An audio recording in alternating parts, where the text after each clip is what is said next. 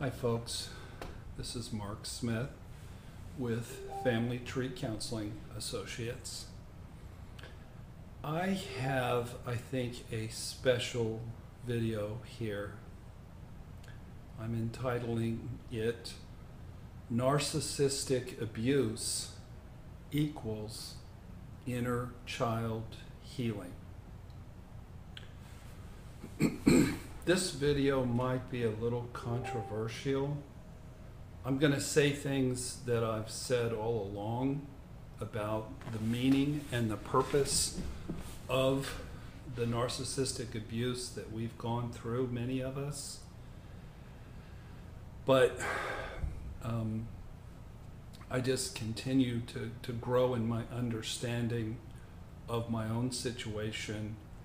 And I've sort of turned the corner on gaining internal closure and tranquility and peace, and I'd like to share that with you. I used to refer to what happened to me as my shattering, and I've referred to my shattering many times on these YouTube videos, and that's not an inappropriate way to describe what happened. I was shattered into a million pieces. Then I shifted, and as I learned more, I called it my complex PTSD, which also is exactly what it is. It's an entirely accurate description where you have this horrific PTSD in the tissues of your body, and they were caused not by warfare, but by narcissists and relationships. Then, of course, starting in December of last year, when I made the 50 symptoms of narcissistic abuse syndrome video, I started to call my condition narcissistic abuse syndrome, which I found very helpful. And I think thousands of you out there have found it very helpful. But I'm not saying any of those descriptions are inaccurate. They're all accurate. Now I have another name for what I went through, and it's more of a positive spin. It's also very accurate. And this is what I call what happened now. I call it my healing. What I went through, I needed to go through. At the core of my being, there was a little infant who had been viciously and brutally abandoned from day one. And I carried all that around in my spirit, and I didn't even know it was there. I did not know that I wasn't normal. I didn't know I didn't have a mom. I didn't know that I had ravenous inner child hunger, abandonment hunger in my innermost being. So bear with me, folks. If you've watched my videos, you know that I come from a place of truth, and I don't mean to be offensive to anybody, but here's the deal. We recruit these people. Look at your family of origin wounding and understand what happened. And that's the difficulty for many of us, is if we pick people who discard us so viciously and abandon us so abruptly, it's usually because we have really deep abandonment going back to our infancy. And if you don't know what went on in your infancy, then there's this big mystery as to why you've made choices in your adult life. I was very fortunate that my abandoning mother felt some awareness or some after having conflict with me, she recognized that I had deep rage toward her, and she wrote me this fabulous letter. And in the letter, she explained the difficulties that I had in my infancy and how we never bonded and she didn't fix it. So Mother Nature is all about healing. If I were to cut my finger, then immediately red blood platelets arrive on the scene and they begin to coagulate the blood and they begin a healing process. 2 weeks later, I don't have a cut. And Mother Nature would like to do that. Too much blue. Mother Nature would like to do that with your core being, your core pain. And the problem is, Mother Nature first supplies us with really intense psychological defense mechanisms. The shields are up. If I personally didn't have really strong defense mechanisms, I'd have been dead a long time ago.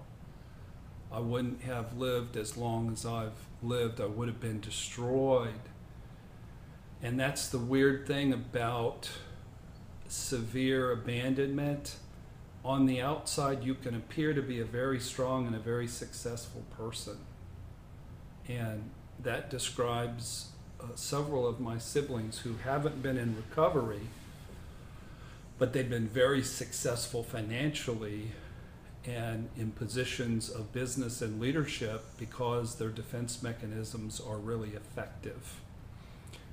In order for Mother Nature to heal us, though, the defense mechanisms need to come down. So Mother Nature gave you these defense mechanisms because there were 3 agenda items. Number 1, Mother Nature wants most of us, almost all of us, to survive our childhood with the least amount of damage and the least amount of insight as possible. It's all about surviving and getting the hell out of Dodge. But there is no getting the hell out of Dodge.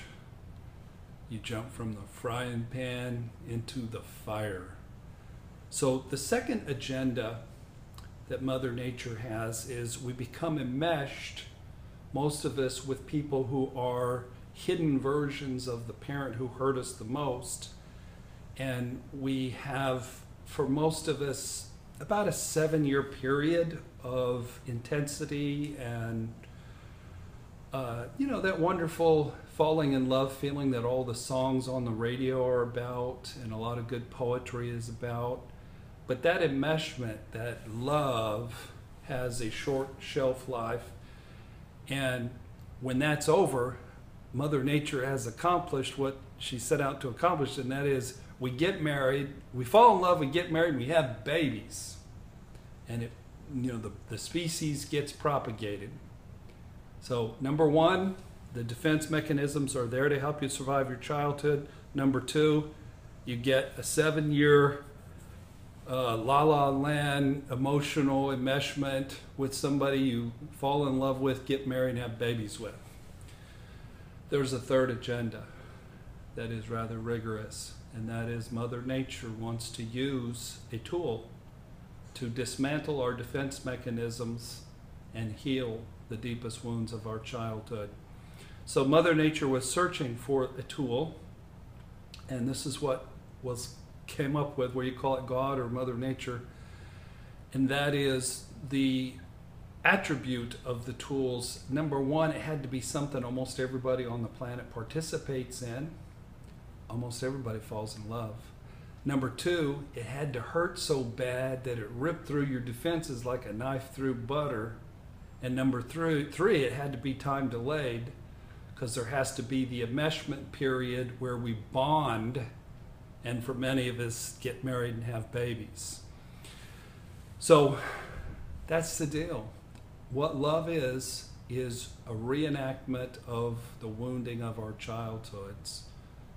So if you grow up with an abusive, self-absorbed narcissist, that's a weird background, then yeah, you're going to be cluster B snackage.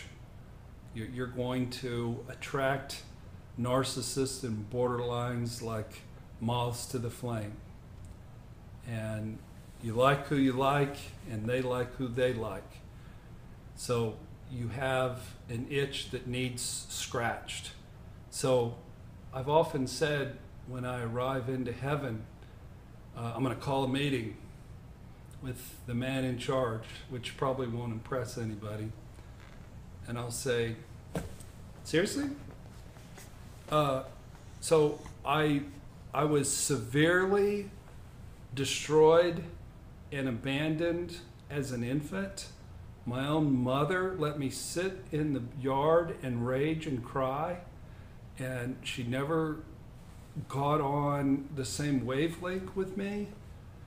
And then that was hidden, and then it came out, and for the past 11 years has been dominating my life and putting me through all kinds of narcissistic abuse syndrome symptoms that almost killed me. That's the plan. That's the plan. Whatever we get destroyed with growing up, that we pick, we're attracted to hidden versions of the same thing. That's the healing plan. And I know what the answer will be. You know, from a gracious God, the answer will be, yeah, that was the only plan available. You know, I really want to heal people, and the only way to do it was to use love and marriage as a can opener and as a tool that draws people to us that we need drawn to us. So what I went through with narcissistic abuse and what you went through with narcissistic abuse, it's all about your opportunity to heal the deepest wounds that you experienced in your family of origin, in your childhood. My mother, I came up with 4 ways that she wounded me. Number 1 is she didn't bond. Number 1 job of a mother is to bond with their baby. And between a surgery and her narcissism, her borderline personality disorder, and my rage, she was never able to love me past the rage and just have me be her little baby boy. And that's tragic. And the second thing she did is she didn't fix it. Another baby came along that was more appealing, and 4 more babies came along, and she really didn't care about me. She knew there was a problem, she knew there was an issue, but I was one of 7, and I didn't make waves, and I was a good, nice little boy, and I was a ticking time bomb. Number 3, my mother always lived a lie. She pretended to be my mother when she really never was. She was a too busy, self-centered person who was the object of my wrath, but she never really was my mommy. And then number 4, she used me. She used me to be the main caretaker of my infant sister when I was 10. I became my mother's emotional caretaker when I was 16 or 17. She used me financially. I was an extension of her need instead of her being there to take care of my needs. I do give her credit for writing me that letter, and it gave me a heads up as to who I was and why this bomb went off in me, and dear God, where would I be if I didn't understand why this has happened. I know there's people out there who go through severe narcissistic abuse and they really don't know what went on in their childhood, or they don't know that it's all about their childhood, and it drives them insane. It makes them bitter, and it makes them fixated on the narcissist. And I'm here to tell you that it's really not about the narcissist or the borderline. They're vile people. They're vile, disgusting, monstrous people. But the question is, why'd we pick them? It ain't 'cause they fooled us. I mean, on a conscious level, we did allow ourselves to be fooled. But in my case, I had a fake mom who gave her best love to another male, who lived a lie, who was a borderline, who used me in every way possible. And that's what love was for me. So when this con artist, sex addict, chameleon, unstable, raging borderline came along and basically agreed to be my fake girlfriend who didn't love me, who lived a lie, I was deeply in love. Mommy, give me a scrap of love. And this woman knew that I was vulnerable. She knew that I was an infantile little boy at my core, and she used it like a tool. So I found great release and peace in the concept that this was a positive experience. This is my healing. What happened to me was going to happen anyway. If I wouldn't have picked this vampirous, monstrous borderline, I'd have picked another one. And the trauma, it reflected the trauma I had as an infant. The double life, where my mom really wasn't my mom, she was just pretending. That's who I needed to pick, somebody with a double life. The discarding, I was discarded as an infant because my mother couldn't deal with my rage. It did not fit her need for narcissistic supply. I think it pissed her off. My anger just made her angry, and she turned it around and blamed it on me. What did the borderline do? She abandoned me the way my mother did. Then I showed some raw infantile rage, and then she turned it around and made me the bad guy, just the way my mother did. And then the complete lack of closure was all part of the deal. So my viewing this experience as my healing has really given me a sense of peace, and it's unhooked me from the sense of unfairness, and it's given me the power to forgive this person. When Jesus was hanging on the cross and he said, "Father, forgive them, for they know not what they do." When also in the Bible, there was a case where Joseph was sold away into slavery and to prison, and then eventually he was elevated to be the most powerful man on the planet, basically. And he forgave his brothers for selling him away into slavery and for telling his father that he was killed. And what he said was, "You meant it for evil, but God meant it for good." And these vile, horrendous, monstrous psychopaths and borderlines and histrionics and narcissists, they do mean it for evil, but God means it for good.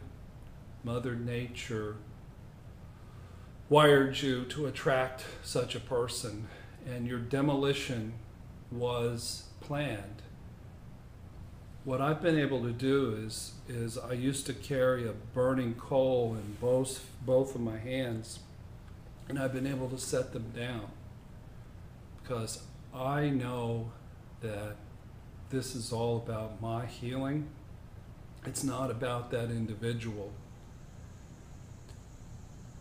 Our wounds as people who've gone through narcissistic abuse syndrome are different than most people. Our wounds, number one, are more infantile. We get abandoned at an earlier age, and so we require a more wicked and a more hurtful and a more abrupt and a more vicious abandonment than most people do. The same principle applies to normal people who are just neurotic. They're going to pick, let's say they had a critical dad, okay, they'll pick a critical spouse. Let's say they had a distant mom, okay, they'll pick a distant mom. But we primitive, primal people who pick monsters, our wounds are deeper. Our wounds are younger. And many times we've gone through extreme abuse. And what that does is it makes us completely unable to see the danger coming. We are in shark-infested waters and we're bleeding and we have a smile on our face because we don't know who we are. We've always functioned very high functioning, and we think we love this person and we have no clue the danger we are in and how vicious and how horrific that they're capable of being. So my friends, there is a plan. Mother Nature had a plan, and it is redemptive. Your pain is redemptive. My situation, it was the universe helping me complete my unfinished business with my mother in my infancy and my childhood. It really isn't about the friggin' borderline. My healing opportunity is about my business with Mother Nature. And what it has produced is a genuinely happier, more joyful, more deep, more insightful, and more discerning person than I've ever been able to be. And I don't try to be those things. They're all dividends. They're all gifts from my healing. Now, folks, I'm not trying to say you should be where I'm at. Just think about the things that I've said. It all makes sense. Your childhood is about your experience with narcissistic abusers. They are one and the same. And it's a wicked system.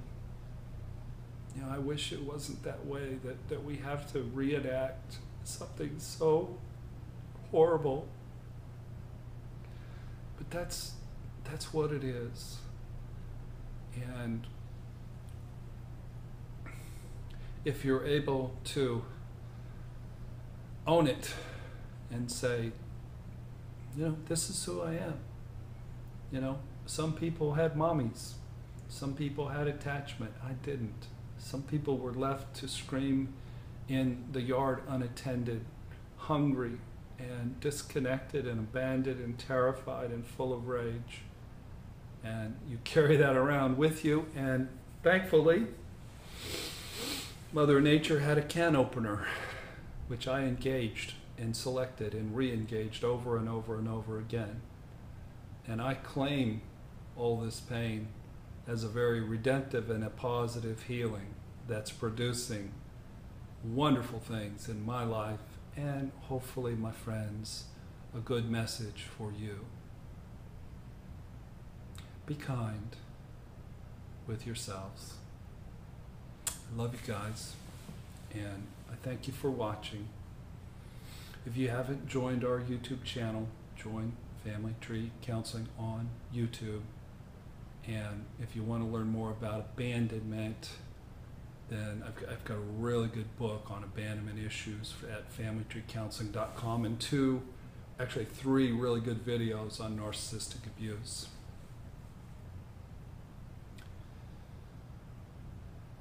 let's call it our healing.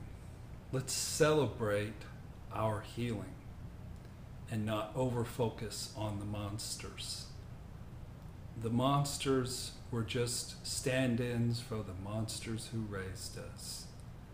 And we can squeeze all kinds of proactive healing and spirituality and ultimate victory and joy and thriving out of those experiences. It's arduous, wicked, hurtful, scary, traumatic, huger than words can describe experience. But as you do the work day by day and say your prayers and have your friends and do your body work and do your therapy and watch YouTube videos, you will get better and you'll be better than ever. Thank you for watching today, my friends. God bless.